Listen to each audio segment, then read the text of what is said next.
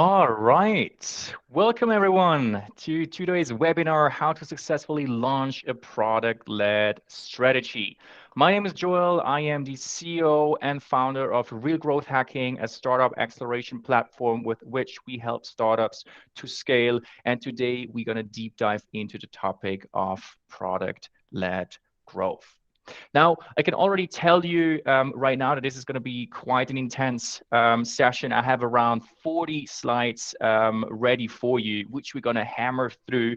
But don't worry, if you have any question during the call, feel free to state it in the chat. There is Lucas and Tim who will answer any questions you have. And also, even if we go very, very fast, you can lean back, listen to me, watch the content, as all of you are going to get a free trial access to our brand new product-led revolution program, and that really helps companies going from sales-led to product-led, or even starting from scratch a product-led strategy. And with that, I would say let's get started. I already saw quite some familiar faces and names in the participant list. Super happy to see you all here again. Feel free to either turn on or turn off the camera. I love to see faces, so feel free to turn them on. Just make sure that you keep yourself muted. That would be super helpful. And there, I already see the first faces getting back. Cool. All right, so let's dive into the topic today. First of all, when talking about product-led growth, there are a lot of quotes and things I heard over and over again, like product-led growth is only attracting small businesses. Product-led growth is not working. We will just start and then see if it works or not. A good salesperson does not need product-led growth, or let's get rid of salespeople because we go product-led. Okay, so these are all quite some quotes where I start laughing a little bit. And today we really want to bust some of those myths and get to the bone of what it truly is. So here's the agenda. You see it's quite long. We're going to start with what is product-led growth? What are the benefits that are coming with going product-led? What are the challenges you also have in front of you? And then how to successfully launch a product-led strategy. So what are the actual steps you need to take if you want to go product-led? There are a couple steps, as you see here. We have time to go through the first three.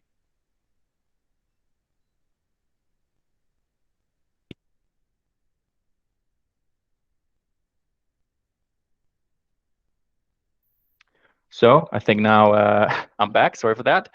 So we have enough time to go through those cases in detail. And then there are a couple more steps where we give you an outlook of how would you need to continue. Cool. And let me just quickly check my audio setting, but it should be okay now. So let's have a look at what is actually product-led growth. And before we go into this in detail, I also quickly want to answer the question, why am I actually talking about this and why should you listen and believe me? I myself, previously, before Real Growth Hacking, worked at Beekeeper. I joined this company as we were around like 30 employees.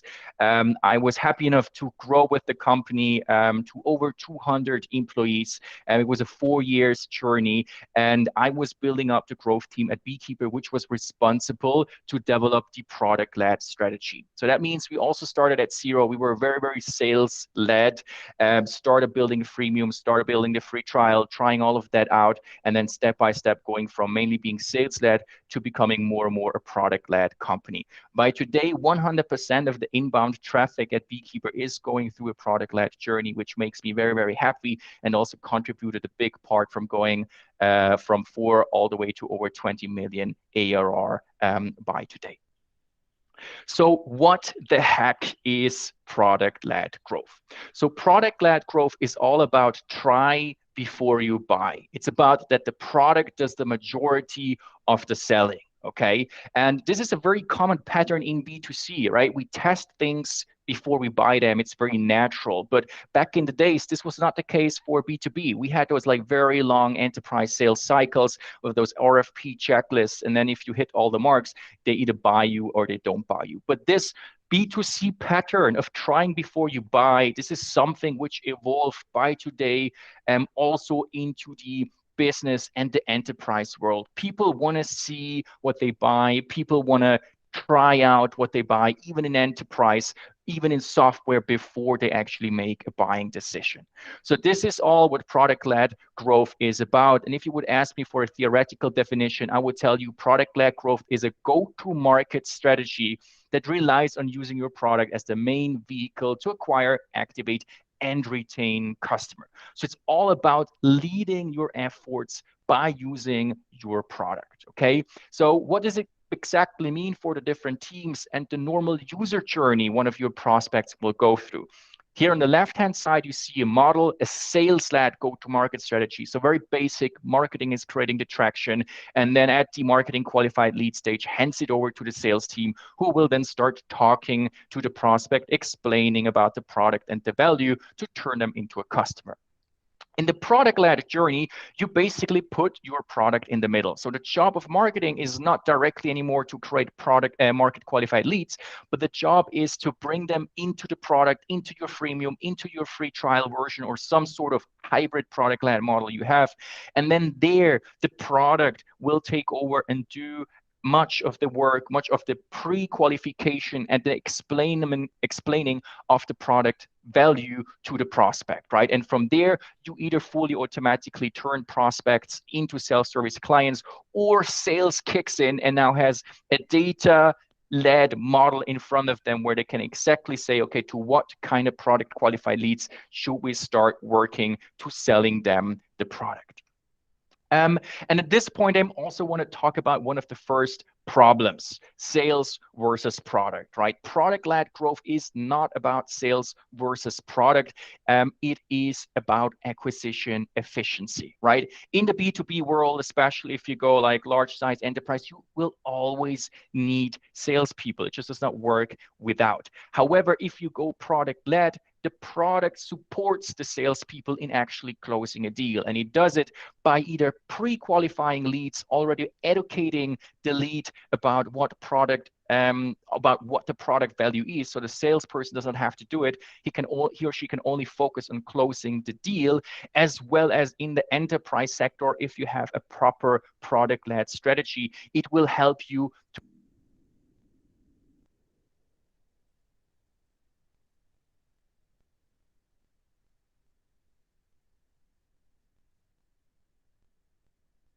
Okay, here we go. I'm back. Sorry for that.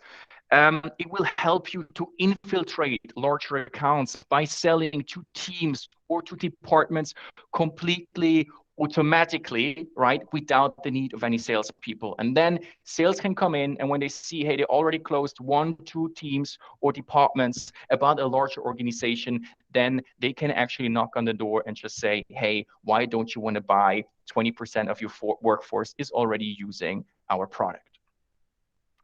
So this is a very important aspect about product-led. And now the question, why are so many companies going product-led, right? So if you check the logos and the brands here, more and more companies are going product-led. Today, they either build their businesses based from the beginning on product-led strategies, or they start sales-led and then went actually into the product-led direction. Take a look at Hubspot, for example. They had a very, very strong marketing and sales-led model, but they revamped everything to go product-led. So why are they actually doing this? And here I have 8 very big reasons why product-led growth will give you major benefits. And we don't have time to go over all the 8 benefits, but I want to highlight some of them.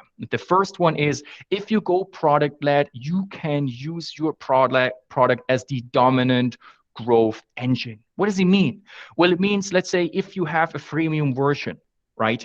Everyone can use your product for free and can just try it out. So what happens?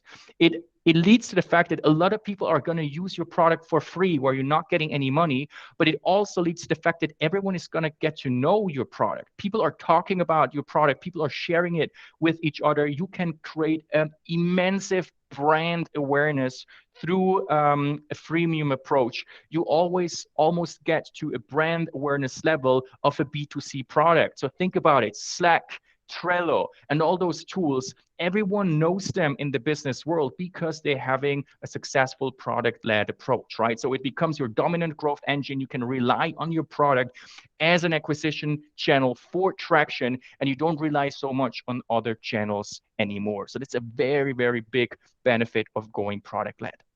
Next one, compounded over linear growth. So what does it mean, right? In the sales-led motion, when we start a business, we of course go to the consumer, to the prospect directly, and we try to start selling. And that's very, very important and a good thing to do because it gives us this initial spike of getting the business off the ground, right? However, if we continue just doing this, hiring more and more and more salespeople, going through the same manual processes, once we reach 100, once we reach 150 employees, our growth is going to flatten out. Why is that? Well, because we need to hire more and more salespeople. We create overhead. At some point, turnover starts kicking in, and we actually lose as many people as we hire. And also, if we add 5 more salespeople to a 50 salespeople organization, the added value and impact is only very, very small compared if we do this in the very beginning, right? The product-led motion, on the other hand, is different, right? We start very, very slow because we need to build a lot and we need to build a really, really, really good product so it actually works. But once it takes off, once we really nail product market fit and we have a working land and expand strategy, then the growth explodes, right? And you're going to compound on the growth you have, meaning you have ARR or other revenue by already selling to certain teams or departments or smaller organizations. And then you do this every year. And then actually the ARR, which you already closed from businesses in the previous year, this year will even grow because you expand within the company. Okay. And this is why we see that exponential growth curve of that many PLG companies. And that comes with a lower customer acquisition cost and also a faster sales cycles. Some things I'm also gonna talk about right now. So significantly lower customer acquisition costs. Why is that? Okay. Well, because if I'm gonna go product-led, I have my product as the dominant growth engine. The product itself becomes my lead magnet, right? I don't need to write plenty of case studies, create that nice marketing white paper and so on and so forth. You funnel all your marketing energy into bringing people into the product, right? So you need to focus on way less things, which already helps you to have less marketing costs. You have way less sales efforts because the product does a big part of the early sales process. You have less support, less customer success because your product actually does the job if you build it the right way. And if you need product support, you also do that through the product. So there are many more things on why your customer acquisition costs are way lower if you go product-led. And this is also the reason why there are companies like HRFs, which make 50 million ARR with only 50 employees, or ConvertKit at 20 million ARR with also only 50 employees. So this is something you will never see in a sales-led company. And the last point I want to highlight here is a faster sales cycle. And here I have a very funny example for you.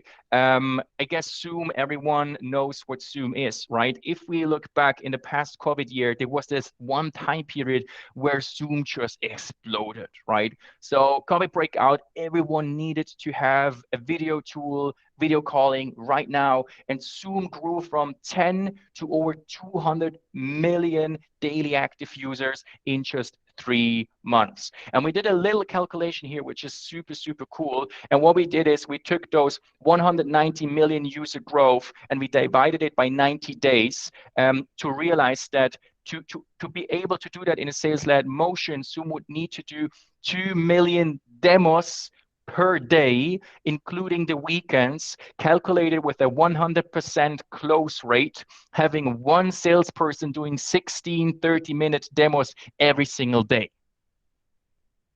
And that would lead you to over 130,000 salespeople, which Zoom would have needed to hire to actually achieve this growth. Okay. Now you can play around with this, right? You can even say, hey, one business does not have one user. It's actually 50 people in each business. Whatever it is, this number is just substantially high as you see, right? And this is just another cool example where you get a good understanding for what is possible with product led, which is never possible by being or remaining sales led. Now, these are all very, very nice things, right? But of course, it is not simple. There are a couple challenges that are coming when you want to go product led. First one is taking first steps before taking a swing. And this is very, very important. If you're a sales led company and you want to go product led, this does not happen overnight. Why not? Well, it's impacting your entire company, all the departments, a lot of processes and things change. And if you do it wrong in the beginning, you can actually create more harm than good for your company. Second one, cannibalizing your demo requests, right? So typical example, your sales led, you have a demo button on your website. This is your hard conversion, your main CTA, and now you want to go product led. So now you put up a free trial or a freemium button, and they are cannibalizing each other. And sales might not be very happy about that if suddenly they all go to freemium instead of getting a demo and they can talk to them, right? So this is another challenge you have to solve, and it's a step-by-step iterative process on how to get there. Because in the beginning, your product is eventually going to suck. Your onboarding just sucks, right? So your freemium or free trial will not work really, really nicely. It takes time to get there. And that's also the next point, reducing time to value, okay? Building a product-led model, building a product that by itself delivers value to the user without any help is not easy. You need to have product onboarding specialists on board to do that really, really nicely so it also works. Even going further, differentiated customer and user onboarding, right? It might be that if you sell B2B, that actually the user is not also the buyer. It might be that you have both people on the platforms or different sorts of users, so you also need to build different onboarding for all those different users. Updated pricing model, another challenge, but then definitely the last one, creating a vibe and culture within your company. If only 10% or 20% in your company want to go product led and the rest not, it's not going to work, right? Everyone needs to be behind if you want to go product led. And with that, now we jump into the different steps of going product led. And my first recommendation to you is step one, build a case, okay? You cannot just go product led yourself.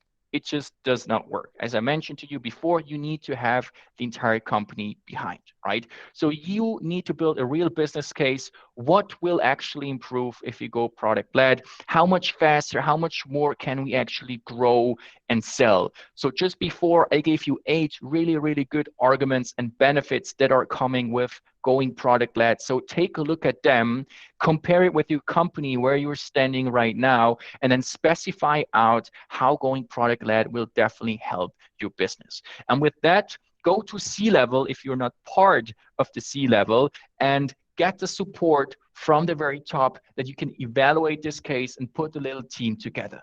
And that's already the next point. Include the right people from the beginning, okay? If marketing is all about going product led, and product is it too, but sales is it not, and you just team up with product and you start doing, it's not going to work.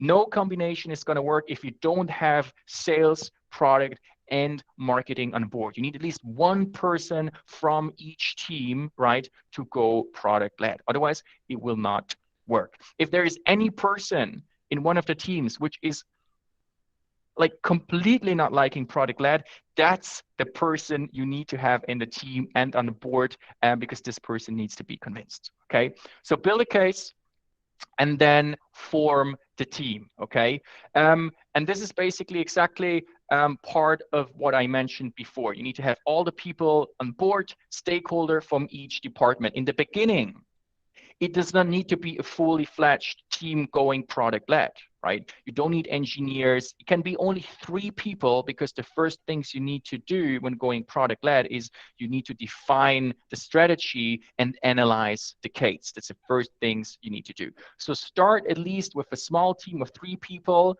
from each department, and this is how you can get going. And with that, we go into step 4, analyze what product-led strategy is the right one for you. And this is very, very important.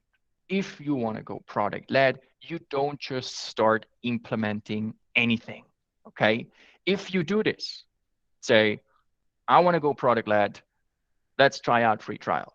And you start building a free trial case, it could be exactly the wrong one for your business, and freemium could be the right one. It can also be the opposite. Luckily enough, there is actually a framework with which you can exactly analyze what product-led model is the right one for you. And this framework, and this is the first thing you need to do after you put together a team, is called the mode framework. Okay, so it helps you to understand how to position your business to make it unique and what product-led strategy you should go for. And this model consists out of 4 different parts: market strategy, ocean condition, audience, and the time to value. And when you apply this model and you analyze each step, the complete analysis of the entire model will then tell you, am I going freemium? Am I going free trial? Am I not going in any direction? Do I remain sales-led? This could also be the case. Or do I deploy some sort of hybrid model, right?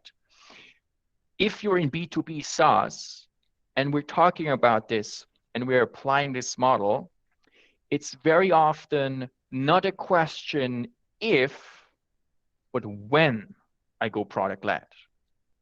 And depending on those 4 different factors, it can be that today, like strategy A is the right one for you, and then later strategy B will become the right one for you. So you will need to reassess this over time. But let's dive in and have a look at those 4 different points. First one, market strategy. So when we take a look at the market strategy, they're generally speaking 4 different strategies which you can take in as a business, right? There is the differentiated strategy. That means you charge more, but you also do the job better than existing products, your premium product. There is the opposite, the disruptive strategy. So you charge less, but you also do the job worse. There's the dominant strategy. That means actually you charge less, but you even do the job better. And there is the out of business strategy, which is not really a strategy. And depending where you are, where your business is on this model, there are different types, different product-led models that will be the right one for you.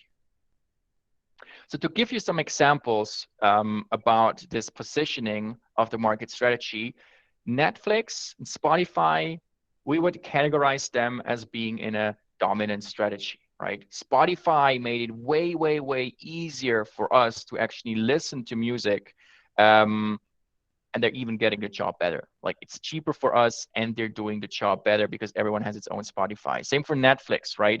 I don't need to go to the cinema anymore to watch one movie. They're even charging me less and it's even more convenient because I can stay at home. So that's a really good strategy to be in.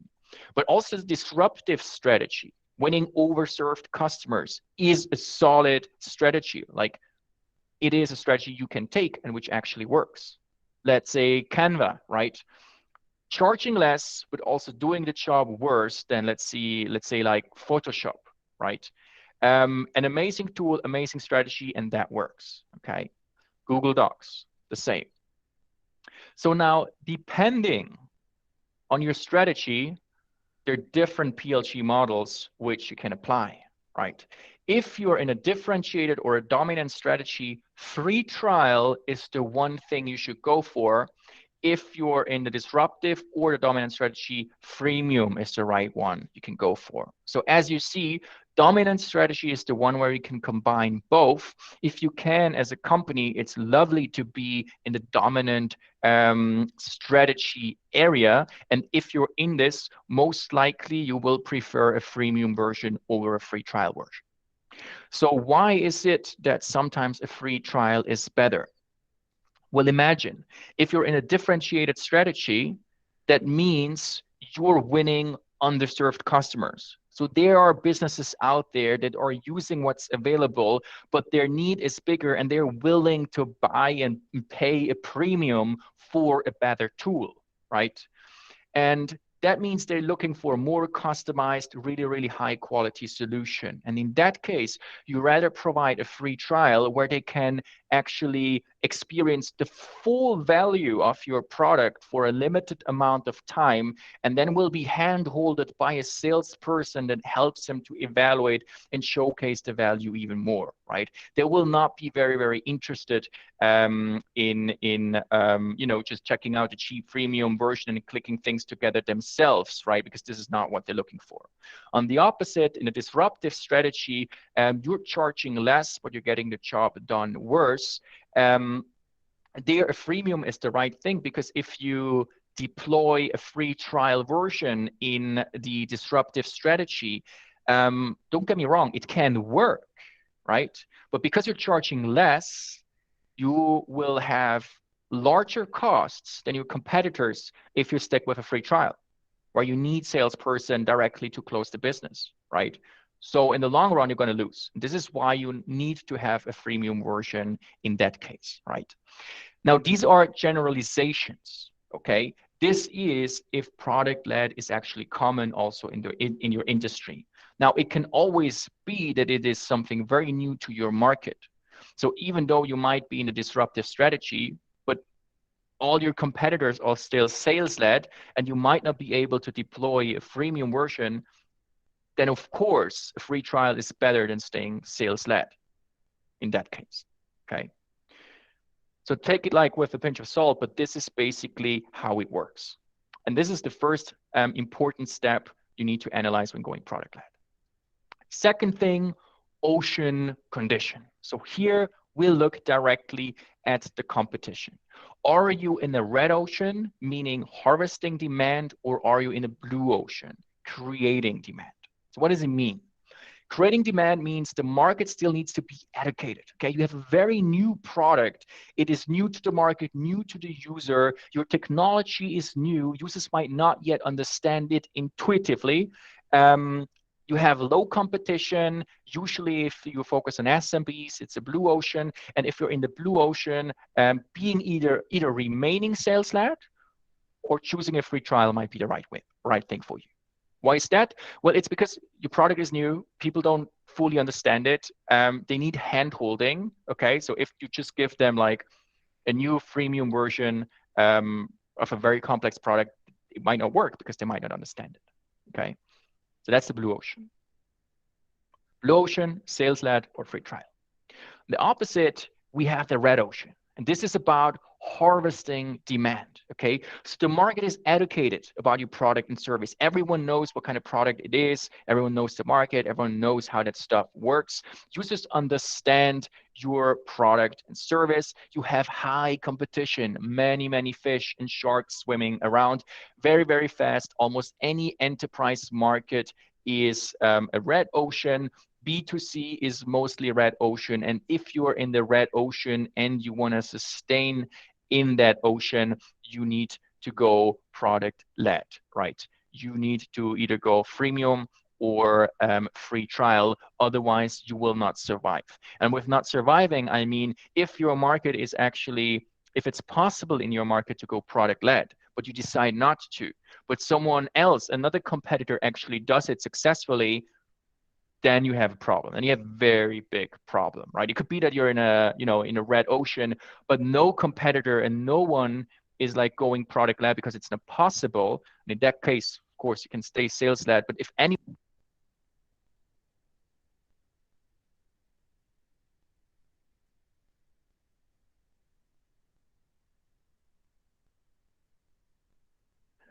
Oh gosh, now it works again. Not sure what's up with my audio, but if anyone figures it out how it works and before you, and it's actually successful, then you have a problem. Cool. All right. Let me quickly see.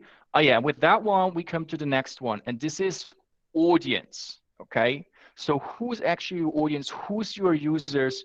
Who are you targeting as a business? Are you targeting buyers or users, and how does selling to a buyer differ from selling to a user?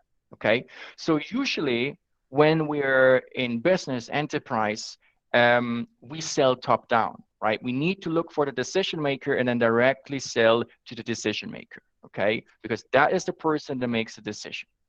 If you're focusing on users, you usually do this bottom up, okay? Now, the big question in the room is, can the user and the buyer be the same person? Of course it is, right? So in B2C, buyer and user, it's always the same person. So this is why it's so easy to go to like product-led is just the best practice in B2C, otherwise it doesn't work. But the big question is now, does it also work in B2B? Can the buyer and the user be the same person? The answer is yes, it's possible, right? So take a look at Slack. What Slack does is they developed a very, very smart go-to-market strategy where they use their own product to go bottom up and focus on teams and departments of larger accounts, okay? So even when you look at the marketing, they like Slack branded it initially, it's all about teams and departments connecting each other. This is where the big energy of their marketing is going to, okay? And that leads to the fact that a lot of people think, well, product-led is only bottom up. Look at Slack. They sell to teams and departments, but we sell enterprise. Well, guess what? Slack closed 65 of the Fortune 100 companies in the world. Well, that's not small companies, right? It's very big companies. So product-led is only a go-to-market strategy. It's not a market focus. It's a go-to-market strategy. Because in the background, Slack has its own sales stream acting very, very data-driven, analyzing which large accounts are already using Slack, knocking on the door. Don't you want to buy Slack? 50% of your workforce is already using it, right? And this is very, very, very powerful. And the reason why product-led is also becoming a dominant strategy in B2B SaaS. But there's one thing that needs to work for that. And this is the magic rule that says the buyer needs to be the user. Otherwise, it does not work, right? Because if you give a freemium to a target user who has no budget and no decision power, it will not work. He might use it, he might love the product, but you will not be able to upsell, right? If you give a free trial to the CEO, he might be the buyer, but he will never be using it, right? Because he's like too far away, right? And now you're asking, well, yes, maybe in my case, you know, I'm B2B sales led. I'm selling top down to the decision maker. I'm not selling to a user. Yes, for now. But it's your job to figure out how far down in the hierarchy do you need to go to actually meet a person that is buyer and user, which you can sell to. And sometimes that means you need to change your product a little bit. Sometimes it means you need to build different features to actually provide value at this level. But this is how it works, okay? And the best companies, they know this in the beginning, and even though they want to go enterprise, they first build a product on that layer so they can infiltrate an account, and then they build the enterprise layer, okay? So this is what it's all about, and this is the rule that needs to be given. So that brings me to the last point. Time to value. And that's very, very, very important. And you might say, Joel, like this is all super nice, right? But my business is like enterprise, very super complex. Like I need to have like so many stakeholders involved to just deploy the product. Yes, this is absolutely true. This is what we measure in time to value. And we ask ourselves, how long does it take a user to enter your product and then feel and experience reasonable value, okay? So when going product-led, it's never about discovering the product. It's always about realizing value, feeling value, okay? And there we say quick time to value is under 7 days. Long time to value is like 1 week or up to 3 months, right? And if you're like taking longer than 7 days to deliver value, then it's super hard to go product-led, right? In that scenario, rather stay in a sales-led motion because even though you give your product to a user, he or she might not realize value, okay? Now, the big question in the room is, does it take your users like so long to realize value because it's the nature of the product? or because you just built a shitty product, right? Let's be honest. So many startups, very natural. We start working, we need to scale, we go super fast, and at the end, we have some kind of like strange chaos there, right? And this is very natural. So there you really need to ask yourself, is my product so complex because it really is, or because we built it that way, right? And then eventually you actually find tactics on how you can shorten time to value and enable a product-led strategy. And even if you already have a very short time to value, this is exactly what you need to focus on with your onboarding to even making shorter. Because the shorter it is, the better your product-led approach will work. Cool. Yeah, so why is choosing the right model so important? So you saw, like I talked about many different things, and I think now you realized why it's so important to first actually analyze the strategy and derive the right product-led model, because it has a big impact in what kind of features you build, what kind of onboarding you build, where do you position yourselves, what kind of operations that have to be behind all of this, the pricing you pick, and ultimately also the acquisition strategy you want to go after, okay?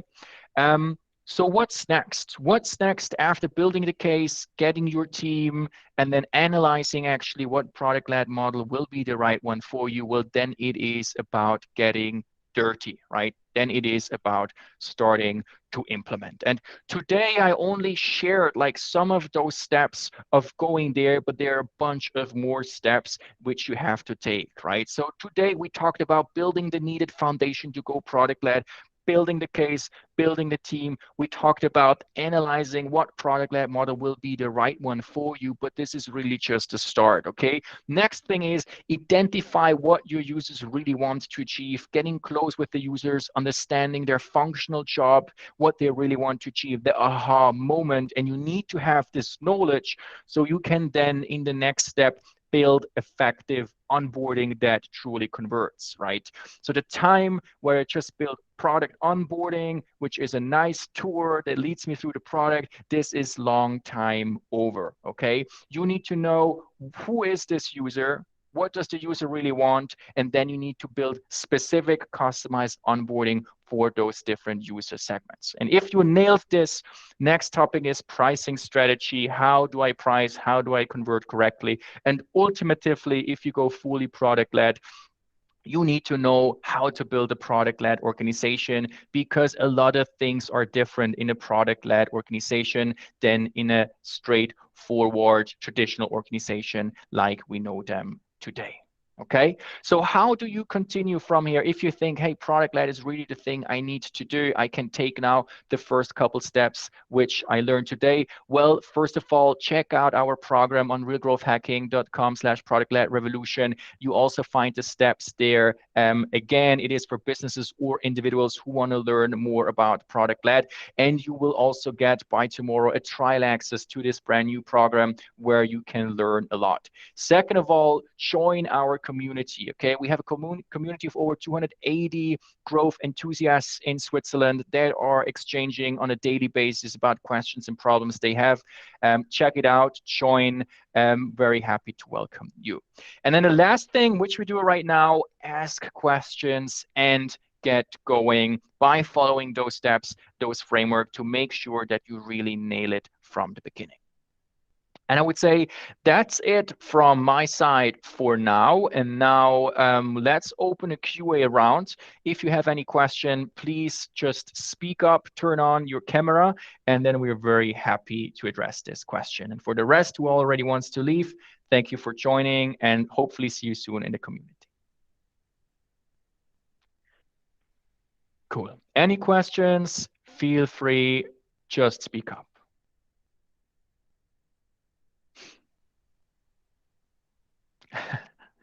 Thank you, Patrick.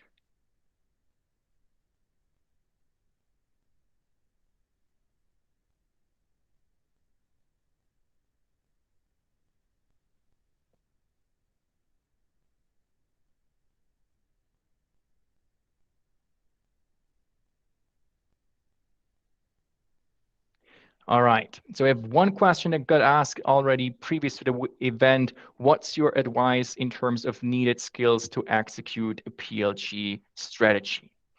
I think part of that you already learned today about setting up the team, right? So the first thing is don't do it alone. Put together a team, marketing, sales, and product all together, because this is what's needed to really go product led. In terms of the skills, I mean, the people should definitely be well skilled in their own domains, but by following a clear process on how to go product led, you can ensure that you're not doing something wrong. Definitely data analytics is very, very important, right? To always measure what you do to make sure it has a positive impact. You will also need someone which is really, really good in user research and user experience, because product led is all about delivering an amazing experience. And at the very end, you definitely also need to have really good product people and engineers to build an awesome product.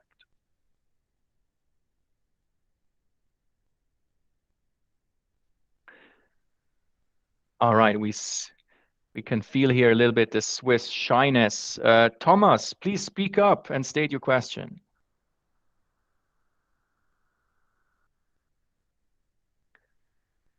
Hey, Thomas, you're still muted. Can you unmute yourself or no? Oh, that's the issue. Lucas, can you please unmute the participants and give them rights? So I'm going to address your question, and then you can go into the details, Thomas Schulz. Question is, how long does it take to set up a PLG strategy? Can you take a stepped approach? Thomas, now we can hear you. Yeah. Hey, hi everyone. Yes, I'm Swiss, but based in Spain. That's why I think I asked a question, right? So thank you very much, Joel, for making this happen. Yeah, the question is like, yes, how long it takes, right? And if you start with something and then you can adapt the strategy, or you can broke everything, right? If you don't do it right. Absolutely good question. So, I mean, first of all, yes, analyze what model is the right one for you, and then you know where you need to stop. And if you're already sales led, then my recommendation is take it step by step, right? And you can actually do this, right? If like what we, for example, did at Beekeeper, we also had our main CTA was a demo, right? And now we did not just want to put up a free trial button, because if we do that, then we had either large companies doing a free trial and small companies still requesting a demo, which is just shit for our internal processes. So what we did there is we put up a form. The forum name was like Get Started with Beekeeper. A little bit later, it actually was its own little software, like a tiny microservice living on a website. And we would ask for the information as well as the company size. And once they submitted this form, then we would deliver the right experience to them, right? Small companies would go into the free trial, large companies would go into the demo. And this is how we, first of all, could ensure that our entire organization gets more effective, because small leads will not go to sales anymore. And on the other hand, we already had some traction to test our free trial with the small, lower value deals. You can either do this. There are also other tactics, like, for example, companies that only have a demo button, and then they do this after the submission. And then if you're small, then they just send them a demo video, whereas the big ones, they get like an in-person demo. So there are different tricks on how to do that. Any follow-up question from you, Thomas? No, but I will jump in if no one else has one, perhaps. Thank you. For sure.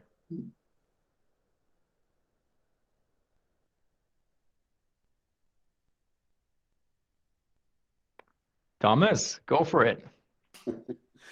Yeah, perhaps, yeah, I can tell you what we are doing right now. We have a sales-led approach, right? We are selling, it could be a complicated product, but it's not that complicated. And we are thinking about exactly shifting to like the product-led growth. Question is like how you find the buyer/user, right? We know who could use our product, but is it like, yes, how you best define like the buyer then, right? Yeah. So you have to understand, you're selling a B2B SaaS to companies of different sizes. Exactly. Okay, and you need to find buyer equals user. Yes, so we are selling to VCs, to venture capitalists. Okay. So the difference is like, are you an angel investor, you like single user, or you can be like a big fund, managing $3 billion. These are and if you sell to an angel investor, it's basically the person who's operating the tool then as well, right? Exactly. Okay, so then the product-led approach will work for your angel investors, but it will not work for the VCs because they're the big CEOs of the VCs. They're eventually not doing this job themselves, right? Mm-hmm. So then you need to understand in the larger VCs who is actually the persona who is doing this job which the angel investor is doing, right? And there you need to drive value, and there you need to focus on with your marketing, right? Best is, of course, if this person, when using the tool, will also get other people into using this tool, right? But this is how you get a foot into the door. Have you already tried that out? Absolutely, yes. We are by now we are doing like we have trialing, right? People can free trial, but it's really hand holding because we didn't. We wanted to understand better, right? What they're doing, right, or what they're using on our product. That's why we are convinced we should be easily shifted to a product-led growth because we understand we have already most things set up. The product is ready, but what is not ready yet is, I believe, it's all about automation, right? So like you onboard yourself, you get familiar with the product. We should set up drip campaigns really to nudge people if they're using the product or not. I'm right, correct? So it's not like you leave them alone in the product and they see the value, but you really need to push them as well to use the product, no?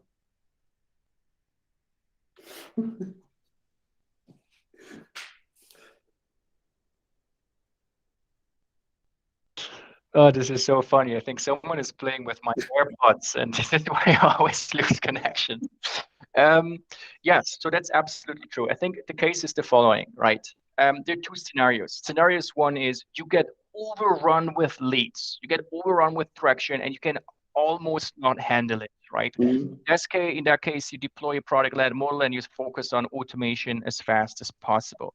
Then there's the other case where you want to go product-led, maybe to scale, but you're not overrun with traction. You still have resources to actually take care of the lead. And in this case, the most simple free trial is really just a free trial form on the website. Someone signs up, and then you give them a demo and you explain right away in the demo how the tool works. That's your first version of the free trial. And then from doing this, you actually learn, what is interesting? What do they understand? What do they not understand, right? You can handhold them and build basically your better product, build your onboarding, and also learn what kind of questions they have, which you then need to send through like follow-up emails, etc. Exactly. Okay. Good. Yeah. Then we are on a good track already. Yes. Cool. Thanks. Happy to we hear. need to have like a framework, not to forget nothing, right? So exactly. We do like institutionally or like by what we feel or based on the feedback. Yeah. So the framework you basically apply there is the so-called jobs to be done framework. It's a framework I had no time to introduce today, but this is really the framework to apply where you conduct the right user research in the right manner to understand what you then need to do with your product and your onboarding, right? And it's quite important because you can do a lot of research and user research, but you do it the wrong way and it will not help you anything if you don't do it in the right way. Okay. Thank you. Cool. Sure. But super happy, Thomas, that you're already on that track. Really amazing to hear. Cool. Well, we have some time left. Is there any other question from any other participant who still wants to get an input?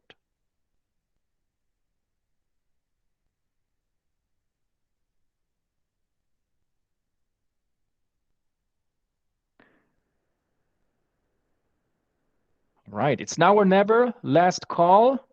Let's see. Daniel Kunz sadly only managed to join 5 minutes ago, so no questions. Thank you very much for a great experience. Okay, then I would say let's wrap it up.